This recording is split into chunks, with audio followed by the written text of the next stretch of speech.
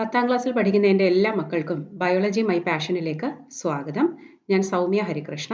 നമുക്ക് കുറച്ച് multiple choice questions with assertion and reasoning നോക്കാം. അതിനു മുൻപായിട്ട് എൻ്റെ ചാനലായ ബയോളജി മൈ പാഷനിൽ 10ാം ക്ലാസ്സിലെ ഫിസിക്സ്, കെമിസ്ട്രി, ബയോളജി ചാപ്റ്റേഴ്സ് എല്ലാം തന്നെ അപ്ലോഡ് ചെയ്തിട്ടുണ്ട്. അതുകൂടാതെ ക്ലാസ് 10 ക്വസ്റ്റ്യൻസ് എന്ന പ്ലേലിസ്റ്റ് സെർച്ച് ചെയ്താൽ നിങ്ങൾക്ക് ധാരാളം practice questions, answers, solution, problems എല്ലാം ലഭിക്കുന്നതാണ്. അതുകൂടാതെ ഫിസിക്സിലെ പ്രോബ്ലംസും കെമിസ്ട്രിയിലെ എല്ലാം കോമ്പിറ്റൻസി ബേസ്ഡ് ക്വസ്റ്റ്യൻസും ഞാൻ ചെയ്തിട്ടുണ്ട്. കെമിസ്ട്രിയിലെ കാർബൺ കമ്പൗണ്ട്സ് പലർക്കും വിഷമമാണ്. അത് മനസ്സിലാക്കണമെങ്കിൽ നിങ്ങൾക്ക് നല്ലൊരു ബേസ് ഉണ്ടായിരിക്കണം. കെമിസ്ട്രി ബേസിക്സ് എന്നൊരു ലെസണും ഞാൻ എടുത്തിട്ടുണ്ട്. അതെല്ലാം നിങ്ങൾക്ക് പ്രയോജനപ്രദമാണെന്ന് കരുതുന്നു. അങ്ങനെയാണെങ്കിൽ ലൈക്ക് ചെയ്യണം, നിങ്ങളുടെ ഫ്രണ്ട്സിനൊക്കെ ഷെയർ ചെയ്ത് കൊടുക്കുക. ഒപ്പം സബ്സ്ക്രൈബ് ചെയ്തിട്ടില്ലെങ്കിൽ തീർച്ചയായിട്ടും സബ്സ്ക്രൈബ് ചെയ്യണം. അപ്പോൾ നമുക്ക് ആദ്യത്തെ ചോദ്യത്തിലേക്ക് കടക്കാം. In the given figure, the structures associated with human kidneys are marked X, Y and Z. The relative concentration of urea in these structures is. നമുക്കിവിടെ കാണാം എക്സ് എന്ന് പറയുന്നത് റീനൽ വെയിൻ ആണ്, വീനക്കാവയുടെ ബ്രാഞ്ച് ആയിട്ടാണ് പോയിരിക്കുന്നത്. വൈ എന്ന് പറയുന്നത് റീനൽ ആർട്ടറി ആണ്. ഇസഡ് എന്ന് പറയുന്നത് നമ്മുടെ യുറേറ്റേഴ്സ് ഒന്നാണ്. അപ്പോൾ എക്സ് എന്ന് പറയുന്ന റീനൽ വെയിനിൽ ഡിയോക്സിനേറ്റഡ് ബ്ലഡ് ആണെങ്കിലും നൈട്രോജീനസ് വേസ്റ്റ് വളരെ കുറവായിരിക്കും. അതേസമയം വൈ എന്ന് പറയുന്നത് നൈട്രോജീനസ് വേസ്റ്റിനെ കിഡ്നിയിലേക്ക് അരിക്കാൻ വേണ്ടി കൊണ്ടുപോവുകയാണ്. ഇസഡിലോ വേസ്റ്റ് ഏറ്റവും കൂടുതലായിരിക്കും, കാരണം അരിച്ച വേസ്റ്റ് ആണ് യൂറിനായിട്ട് താഴേക്ക് വരുന്നത്. അപ്പോൾ ഇവിടെ യൂറിയ ഏറ്റവും കൂടുതൽ ഇസഡിലായിരിക്കും, പിന്നെ വൈയിലായിരിക്കും, ഏറ്റവും കുറവ് ഏതിലായിരിക്കും, എക്സിലായിരിക്കും അല്ലേ. അപ്പോൾ നമ്മുടെ ഓപ്ഷൻ സി ആണ് ഇവിടെ correct. Y is always lower than Z. Study the graph given below that represents the blood test reports of an athlete just before and after a race. Find the correct statement. നമുക്കറിയാം, നമ്മൾ ഇതുമായിട്ട് ബന്ധപ്പെട്ട് പഠിച്ചിരിക്കുന്ന concept എന്ന് പറയുന്നത് anaerobic respiration ആണ്. അവിടെ lactic acid ഫെർമെന്റേഷനാണ് നമ്മൾ പഠിച്ചിട്ടുള്ളത്. ബോഡിയിൽ എക്സസൈസിന്റെ സമയത്ത് ഓക്സിജൻ കുറവുണ്ടാകുമ്പോൾ മസിൽസ് അനേറോബിക് റെസ്പിറേഷൻ നടത്തി ലാക്റ്റിക് ആസിഡ് ഫോം ചെയ്യുന്നു. ആ ലാക്റ്റിക് ആസിഡിന്റെ അക്യുമുലേഷൻ മസിൽ ക്രാംസിന് കാരണമാകുന്നു. പിന്നീട് നമ്മൾ റെസ്റ്റ് ചെയ്യുമ്പോഴേക്കും അത് വീണ്ടും പൂർവ്വസ്ഥിതിയിലേക്ക് വരുന്നു. അപ്പോൾ ഇങ്ങനെ നോക്കുമ്പോൾ നമുക്ക് കാണാം ഇതിൽ ഇടയ്ക്ക് ലാക്റ്റിക് ആസിഡ് കോൺസെൻട്രേഷൻ വളരെ കൂടുന്നതായിട്ടും പിന്നീട് കുറയുന്നതാണ്. അപ്പോൾ ഇവിടെ നമുക്ക് ആൻസർ ആയിട്ട് പറയാവുന്നത് anaerobic respiration increases due to lack of oxygen leading to lactic acid accumulation. Option B ആണ്. മൂന്നാമത്തെ ചോദ്യം, which of the following limits the number of trophic levels in a food chain. Food ചെയിനിനെ കുറിച്ച് നമ്മൾ പഠിക്കുന്ന കുറച്ച് തിയറീസ് ഉണ്ട്. ഒന്ന് 1% അതായത് സൂര്യനിൽ നിന്ന് വരുന്ന 1% മാത്രമേ പ്ലാന്റ്സിന് ഉപയോഗിക്കാൻ പറ്റൂ. പിന്നെ 10% ഒരു ലെവലിൽ നിന്ന് അടുത്ത ട്രോഫിക് ലെവലിലേക്ക് 10% എനർജി മാത്രമേ ട്രാൻസ്ഫർ ചെയ്യപ്പെടുന്നുള്ളൂ. പിന്നെ ഒന്ന് unidirectional flow of energy. Energy എപ്പോഴും ഒരേ ഡയറക്ഷനിൽ, അതായത് ചെറിയ ട്രോഫിക് ലെവലിൽ നിന്ന് ഹയറിലേക്ക് മാത്രമേ പോകുന്നുള്ളൂ. നാലാമത്തേത് ട്രോഫിക് ലെവൽ കൂടുന്തോറും എനർജി കുറഞ്ഞു വരും. അതുകൊണ്ട് തന്നെ ട്രോഫിക് ലെവൽ കൂടുന്തോറും നമ്പർ ഓഫ് ഓർഗാനിസംസ് കുറഞ്ഞു വരും. അപ്പോൾ ഇവിടെ ഒരു ഫുഡ് ചെയിനിൽ ലിമിറ്റഡ് ട്രോഫിക് ലെവൽസ് മാത്രമേ ഉള്ളൂ. അത് ഒരു പോയിന്റ് ആണ്. എപ്പോഴും 4 അല്ലെങ്കിൽ മാക്സിമം 5. എന്തുകൊണ്ടാണ് നമുക്ക് അൺലിമിറ്റഡ് ആയിട്ട് ഉപയോഗിക്കാൻ പറ്റാത്തത്? കാരണം 10% ലോ അനുസരിച്ച് മുകളിലേക്ക് പോകുന്തോറും എനർജി അവൈലബിലിറ്റി വളരെ കുറവാണ്. അപ്പോൾ ഇവിടെ ഓപ്ഷൻ എ ആണ് കറക്റ്റ് ഉത്തരം, decrease in energy at higher trophic levels. നാലാമത്തെ ചോദ്യം ഒരു ഡയഗ്രാം ബേസ്ഡ് ക്വസ്റ്റ്യൻ ആണ്. ഇവിടെ തന്നിരിക്കുന്നത് ബ്രെയിനിന്റെ ഡയഗ്രാം ആണ്. നിങ്ങൾക്ക് പാർട്സ് എല്ലാം മാർക്ക് ചെയ്യാൻ ഓർത്തിരിക്കണം. ബ്രെയിൻ ഈസി ഡയഗ്രാം എങ്ങനെ വരയ്ക്കാം എന്നുള്ളത് ഞാൻ എൻ്റെ ലെസണിലും മാത്രമല്ല എൻ്റെ ഇൻസ്റ്റാഗ്രാം അക്കൗണ്ടായ biology my passion by Soumya Harikrishna അതിൽ ഞാൻ പോസ്റ്റ് ചെയ്തിട്ടുണ്ട്, നിങ്ങൾക്ക് കാണാവുന്നതാണ്. അപ്പോൾ ഇവിടെ involuntary actions like what happens if part 3 is damaged.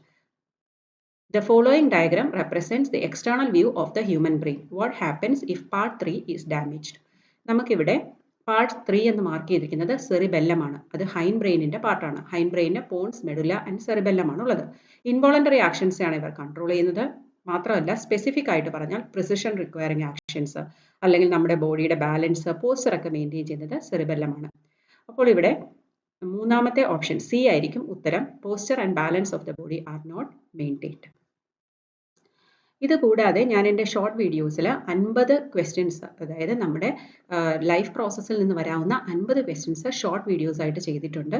പിന്നെ ധാരാളം സ്റ്റഡീസ് ടിപ്സും സയൻസ് എക്സാമിന് എങ്ങനെ പ്രിപ്പയർ ചെയ്യണം എന്നുള്ളതൊക്കെ നിങ്ങൾക്ക് ഷോർട്സിൽ ലഭ്യമാണ്. What is depicted in the following schematic representation. ഇവിടെ ഒരു ഫുഡ് ചെയിൻ ആണ് തന്നിരിക്കുന്നത്. Phytoplankton, zooplankton, small fish, big fish, അതിലെല്ലാം 10% ലോയും കാണിച്ചിട്ടുണ്ട്. അപ്പോൾ അതുകൊണ്ട് എന്താണിത്? 10% ലോ ഓഫ് എനർജിയാണ് ഇവിടെ ഡെപ്പിക്റ്റ് ചെയ്തിരിക്കുന്നത്. Option A. Person X suffers from a condition that affects the normal functioning of the pituitary gland. നമ്മൾ പഠിച്ചു pituitary gland secrete ചെയ്യുന്ന ഹോർമോൺ എന്ന് പറയുന്നത് ഗ്രോത്ത് ഹോർമോൺ ആണെന്ന്. Which of the following is most likely a direct effect of person X's condition? അപ്പോൾ pituitary gland പ്രോപ്പറായിട്ട് function ചെയ്യുന്നില്ല എന്നുണ്ടെങ്കിൽ നമുക്കറിയാം അദ്ദേഹത്തിന് ഗ്രോത്ത് ഹോർമോൺ പ്രോപ്പറായിട്ട് സെക്രീറ്റ് ചെയ്യാൻ പറ്റില്ല. അതുകൊണ്ട് തന്നെ ഗ്രോത്ത് പ്രോപ്പറായിട്ട് നടക്കില്ല. അപ്പോൾ ഓപ്ഷൻ സി ആണ് insufficient growth of the body. A homozygous dominant guinea pig with black fir is cross with a homozygous guinea pig with white fir. The F1 generation is crossed with itself. What percentage of the F2 generation is expected to show a white fur coat? ഇവിടെ guinea pig black ആണ് dominant. അപ്പോൾ homozygous ആവുമ്പോൾ capital B capital B. Guinea pig white ആവുമ്പോൾ small B small B. F1 generation എന്തായിരിക്കും? Capital B small B എല്ലാം black ആയിരിക്കും. F2 generation നമുക്ക് 1:2:1 എന്നുള്ള ജീനോട്ടിപ്പിക് റേഷ്യോയും 3:1 എന്നുള്ള ഫീനോട്ടിപ്പിക് റേഷ്യോയും കിട്ടും. ഇതൊരു ടിപ്പിക്കൽ മോണോഹൈബ്രിഡ് ക്രോസ് ആണ്. ഞാനൊരു ഹെറിഡിറ്റിയുടെ വൺ ഷോട്ട് വീഡിയോ ചെയ്തിട്ടുണ്ട്. അത് നോക്കിയാൽ നിങ്ങൾക്ക് ഈ ലെസൺ നന്നായിട്ട് മനസ്സിലാകും. F2 generation expected to show a white fur coat. നമുക്കറിയാം 25% ആണ് കാണിക്കുന്നത്. അപ്പോൾ എ ആണ് ഉത്തരം. കാരണം വൈറ്റ് റിസസീവ് ട്രൈറ്റ് ആണ്. അടുത്തൊരു അസർഷൻ റീസൺ ക്വസ്റ്റൻ ആണ്. Each human trait is influenced by both paternal and maternal DNA. ശരിയാണ്, നമ്മുടെ ഓരോ ക്യാരക്ടറും അച്ഛൻ്റെയും അമ്മയുടെയും DNA കൊണ്ട് ഇൻഫ്ലുവൻസ്ഡ് ആണ്. As compared to the father, the mother contributes more amount of genetic material to the child. Reason false ആണ്. കാരണം രണ്ടുപേരും equal amount of genetic material ആണ് നമുക്ക് തരുന്നത്. ഡോമിനന്റ് റിസസീവ് റിലേഷൻഷിപ്പ് ഒക്കെ വെച്ചിട്ടാണ് അത് എക്സ്പ്രസ് ആവുന്നത്. അപ്പോൾ ഇവിടെ അസർഷൻ കറക്റ്റ് ആണ്, റീസൺ ഫാൾസ് ആണ്. So option C. Assertion biodegradable substances result in the formation of compost and natural replenishment. ശരിയാണ്, അവ ബാക്ടീരിയയും ഫംഗസ് പോലുള്ള ഡീകമ്പോസേഴ്സ് അതിനെ ബ്രേക്ക് ഡൗൺ ചെയ്തിട്ട് കമ്പോസ്റ്റ് ആക്കി മാറ്റുന്നു. അതുപോലെ തന്നെ ന്യൂട്രിയൻ സൈക്ലിംഗ് നടക്കുന്നുണ്ട്. Reason, it is due to the breakdown of complex inorganic substances into simple organic substances. അത് wrong ആണ്. ഇവിടെ കോംപ്ലക്സ് ഓർഗാനിക് സബ്സ്റ്റൻസസിനെ ഇനോർഗാനിക് ആയിട്ട് മാറ്റുകയാണ് ചെയ്യുന്നത്. അപ്പോൾ ഇവിടെ അസർഷൻ കറക്റ്റ് ആണ്, റീസൺ ഫാൾസ് ആണ്. Option C. വീണ്ടും ജെനറ്റിക്സിൽ ഒരു ചോദ്യമാണ്. A tall pea plant with round seeds, capital T, capital T, capital R, capital R. ഇവിടെ ഒരു ഡൈ ഹൈബ്രിഡ് ക്രോസ് ആണ്. ഡൈ ഹൈബ്രിഡ് എന്ന് വെച്ചാൽ എന്താണ്? രണ്ട് ക്യാരക്ടേഴ്സ് ആണ് നമ്മൾ സെലക്ട് ചെയ്യുന്നത്. ഇവിടെ ഹൈറ്റും സീഡിന്റെ ഷേപ്പുമാണ് എടുത്തിരിക്കുന്നത്. അപ്പോൾ ആദ്യത്തേത് ഡോമിനന്റ് ട്രേറ്റ് ആണ്. With short pea plant with wrinkled seed, small T small R. അപ്പോൾ അവിടെ റിസസീവ് ട്രേറ്റ് ആണ് കാണിച്ചിരിക്കുന്നത്. F1 ജനറേഷൻ നമുക്കറിയാം, ഇങ്ങനെയുള്ള ഒരു ഡൈ ഹൈബ്രിഡ് ക്രോസിൽ F1 ജനറേഷനിൽ രണ്ട് പേരന്റിൽ നിന്നും അലീൽസ് വരുന്നത് കൊണ്ട് genotype capital T small T capital R small R ആയിരിക്കും. അതുകൊണ്ട് തന്നെ എന്തായിരിക്കും അതിന്റെ ഫീനോട്ടിപ്പിക് എക്സ്പ്രഷൻ? ഡോമിനന്റ് ആയിരിക്കും അല്ലേ? ടോൾ വിത്ത് റൗണ്ട് സീഡ്സ് ആയിരിക്കും. All 100% tall with round seeds ആയിരിക്കും. അപ്പോൾ ഓപ്ഷൻ ഡി ആണ് ഉത്തരം. In the food chain given below select the most efficient food chain in terms of energy. നമുക്കറിയാം 10% ലോ അനുസരിച്ച് trophic level കൂടുന്തോറും എനർജി കുറഞ്ഞു വരും. അപ്പോൾ എത്ര കുറച്ച് ട്രോഫിക് ലെവൽ ഉണ്ടോ ആ ഫുഡ് ചെയിൻ ആണ് എനർജി എഫിഷ്യന്റ്. നമ്മുടെ കാര്യം തന്നെ എടുത്താൽ നമ്മൾ നേരിട്ട് ഭക്ഷണം പ്ലാന്റ് ബേസ്ഡ് ഭക്ഷണം കഴിക്കുമ്പോൾ നമുക്ക് 10% കിട്ടുകയാണ് ഡയറക്റ്റ്ലി. അതേസമയം നമ്മൾ ഒരു ആനിമൽ ബേസ്ഡ് ഭക്ഷണം കഴിക്കുമ്പോൾ ആദ്യം പ്ലാന്റിൽ നിന്ന് ആ ആനിമലിൽ 10% വരും, അതിന്റെ 10% നമുക്ക് ലഭിക്കുള്ളൂ. അപ്പോൾ അത് വളരെ കുറവാണ്. അപ്പോൾ ഇവിടെ നമുക്ക് ഏറ്റവും ഷോർട്ട് ആയിട്ട് കാണിച്ചിരിക്കുന്നത് പ്ലാന്റ് മാൻ ആണ്. അപ്പോൾ അത് തന്നെയാണ് ഏറ്റവും എനർജി എഫിഷ്യന്റ്. അപ്പോൾ ഓപ്ഷൻ സി ആണ്. Consider the following statements about ozone. Ozone is a poisonous gas. Correct ആണ്. Ozone shields the earth surface from infrared radiation from the sun. Wrong ആണ്. അൾട്രാവയലറ്റ് റേഡിയേഷൻസ് ആണ് correct. Ozone is the product of UV radiation acting on oxygen molecules. നമുക്കറിയാം diatomic molecule ആയ oxygen UV കൊണ്ട് അതിനെ deplete ചെയ്തിട്ട് nascent oxygen അല്ലെങ്കിൽ monoatomic oxygen ആയിട്ട് മാറുന്നു. O and O. ആ O പിന്നെ O2 ആയിട്ട് ചേർന്നിട്ടാണ് പുതിയ ഓസോൺ മോളിക്യൂൾ ഉണ്ടാകുന്നത്. അപ്പോൾ അത് കറക്റ്റ് സ്റ്റേറ്റ്മെന്റ് ആണ്. At the lower level of the Earth's atmosphere, ozone performs most essential functions. തെറ്റാണ്. കാരണം ലോവർ ലെവലിൽ വന്നു കഴിഞ്ഞാൽ അത് പോയിസണസ് ആണ് അല്ലേ? അപ്പോൾ ഇവിടെ ഓപ്ഷൻ 1ഉം 3ഉം ശരിയാണ്. The correct statements are 1 and 3. So നമുക്ക് ഏത് ഓപ്ഷൻ എടുക്കാം? രണ്ടാമത്തെ ഓപ്ഷൻ ആണ് correct. Observe the experimental setup shown below. Name the chemical indicated as X that can absorb the gas which is evolved as a byproduct of respiration. അപ്പോൾ ഇവിടെ നമുക്കറിയാം ഒരു Bell Jar എടുത്തിട്ടുണ്ട്. ഇതൊരു ഫോട്ടോസിന്തറ്റിക് എക്സ്പെരിമെന്റ് ആണ്. നമ്മൾ ഇതിനെ എയർ ടൈറ്റ് ആയിട്ടാണ് ക്ലോസ് ചെയ്ത് വെക്കുന്നത്. ഇത് ഡീസ്റ്റാച്ച്ഡ് പ്ലാന്റ് ആണ്. പക്ഷേ അതിൽ വെച്ചിരിക്കുന്ന കെമിക്കൽ എന്താണ്? പൊട്ടാഷ്യം ഹൈഡ്രോക്സൈഡ് ആണ്. അതിന് കാർബൺ ഡൈ ഓക്സൈഡിനെ അബ്സോർബ് ചെയ്യാൻ പറ്റും. The by product evolved during respiration എന്ന് പറയുന്നത് എന്താണ്? കാർബൺ ഡൈ ഓക്സൈഡ്. അപ്പോൾ അതിനെ അബ്സോർബ് ചെയ്യുന്ന ഏതാണ്? KOH. അപ്പോൾ ഓപ്ഷൻ ബി ആണ് ഇവിടെ ഉത്തരം. Walking in a straight line and riding a bicycle are the activities which are possible due to a part of the brain. Choose the correct location and name of this part from the given table. ഇത് നമ്മൾ already പറഞ്ഞ ഉത്തരമാണ്. Hind ബ്രെയിനും സെറിബെല്ലവുമാണ് ഇവിടെ correct ആയിട്ടുള്ള ഉത്തരം. Select from the following the correct statement about the tropic movement in plants. It is due to the stimulus of touch and temperature. അല്ലല്ലോ, വേറെ stimulus ആയിക്കൂടെ? Light, gravity, water and chemical. അതല്ലേ നമ്മൾ പഠിച്ചത്. It doesn't depend upon the direction of the stimulus received. അല്ല, സ്റ്റിമുലസിന്റെ ഡയറക്ഷനിലേക്കാണ് പോകുന്നത്, directional ആണ്. It is observed only in roots and not in stems. അതും തെറ്റാണ്. It is a growth related movement. അത് correct statement ആണ്. ഇത് ഗ്രോത്ത് റിലേറ്റഡ് ആണ്. So നമുക്ക് ഓപ്ഷൻ ഡി ആണ് കറക്റ്റ് ഉത്തരം. Sensory nerve of a reflex arc carries information from the receptor cells to the spinal cord, brain, muscles of the effector organ, bones of the receptor organ. അപ്പോൾ reflex ആർക്കിൽ direct involve ചെയ്തിരിക്കുന്നത് നമ്മുടെ spinal cord ആണ്. അപ്പോൾ option A ആണ് ഉത്തരം. അടുത്തതൊരു assertion reason ആണ്. In humans the respiratory pigment is haemoglobin. ശരിയായ ഉത്തരമാണ്. നമ്മുടെ RBCയിൽ ഹീമോഗ്ലോബിൻ ഉണ്ട്. അതിന് 4 മോളിക്യൂൾ ഓഫ് ഓക്സിജനെ ക്യാരി ചെയ്യാൻ പറ്റും.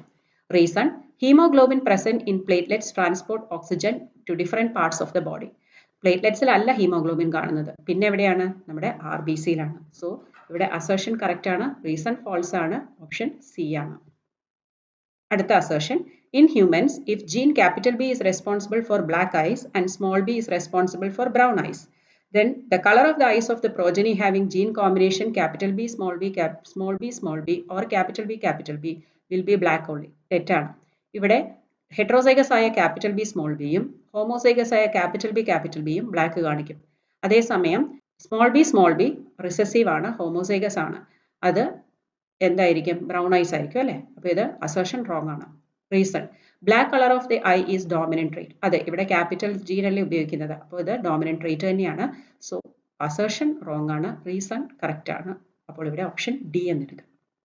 Which of the following organisms do not have A digestive system? അപ്പോൾ ഇതിൽ അമീബ യൂണിസെല്ലുലാർ ആണ്. അതിന് സിസ്റ്റത്തിനും ഉള്ള ഓർഗനൈസേഷൻ ലെവൽ ഇല്ല അല്ലേ? അതൊരു നമുക്ക് ഓപ്ഷൻ എ എന്നെടുക്കാം. If a plant is kept in the dark for 48 hours, which process will continue to occur? ഇവിടെ കണ്ടിന്യൂ ചെയ്യുന്നത് റെസ്പിറേഷൻ ആണ്. കാരണം എല്ലാ ലിവിങ് തിങ്സും റെസ്പയർ ചെയ്യും എന്നുള്ളത് നമുക്ക് അറിയാവുന്ന ഒരു കാര്യമാണ്. അത് ഇറസ്പെക്റ്റീവ് ഓഫ് ദ ഡാർക്ക്നെസ് അല്ലെങ്കിൽ ലൈറ്റ് ഉണ്ടോ എന്നറിയാതെ ഓക്സിജൻ ഉണ്ടെങ്കിൽ അത് സംഭവിച്ചുകൊണ്ടിരിക്കും. അപ്പോൾ ഇവിടെ റെസ്പിറേഷൻ ആണ് correct. A student becomes very nervous before an exam. His heartbeat increases and palms become sweaty. Which hormone is responsible? ഇവിടെ ഒരു ഫൈറ്റ് ഓർ ഫ്ലൈറ്റ് സിറ്റുവേഷൻ ആണ്. അപ്പോൾ ആ ഹോർമോൺ എന്ന് പറയുന്നത് അഡ്രീനലിനാണ്, secreted by our adrenal gland. അപ്പോൾ അഡ്രീനൽ ഗ്ലാൻഡ് വർക്ക് ചെയ്യുന്ന ഓർഗൻസും എങ്ങനെയാണ് അത് എഫക്ട് ചെയ്യുന്നതൊക്കെ ചോദിക്കാം. അത് ഓർത്ത് വയ്ക്കുക.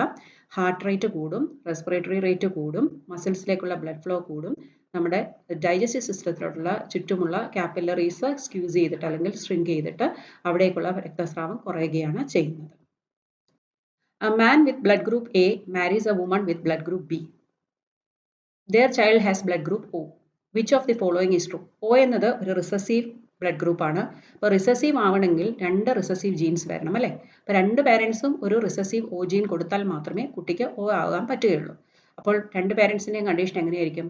2 പേരും ഹെട്രോസൈഗസ് ആയിരിക്കും. അതായത് ഫാദർ എ ആണെങ്കിലും അദ്ദേഹത്തിൻ്റെ കയ്യിൽ ഒരു എയ്ക്കുള്ള അലീലും ഒരു ഒയുടെ അലീലും കാണും. അതുപോലെ അമ്മയും ബിയുടെ അലീലും ഒയുടെ അലീലും കാണും. 2 പേരുടെ കയ്യിൽ നിന്നും O മാത്രം കുട്ടിക്ക് ലഭിക്കുന്നത് കൊണ്ടാണ് ഇത് സംഭവിക്കുന്നത്. അപ്പോൾ ഇവിടെ answer, both parents carry recessive I allele, that is option B. A fish population in a lake starts declining after detergent waste enters the water. The main cause is?